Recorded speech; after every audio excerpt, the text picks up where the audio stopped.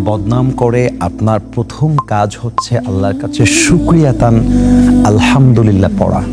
এর কারণ হচ্ছে কারো বদনাম দ্বারা যে আপনার কত লাভ হয় আপনি যদি আইডিয়া রাখতেন আপনি কখনো হতাশ ফিল করতেন না, আপনি কখনো আপনার কাজকে স্টপ করতে পারতেন না। বিকজ আপনার বদনামের কারণে, আপনার ব্যাপারে বদনামের কারণে আপনার যে কি পরিমাণ বেনিফিট হয় আপনি জানলে অবাক হয়ে যাবেন। হাদিসে আসছে যে যখন কারো নামে বদনাম করা হয়, যে বদনামকারী তার আমল নামায় যাকে নিয়ে বদনাম করা হচ্ছে তার গুনাহগুলো অ্যাড হয়ে যায়। অর্থাৎ যে আপনাকে নিয়ে বদনাম করছে তার সওয়াবগুলো আপনার আমল নামায় চলে আসবে এবং আপনার গুনাহগুলো তার আমল নামায় ভারী হয়ে যাবে।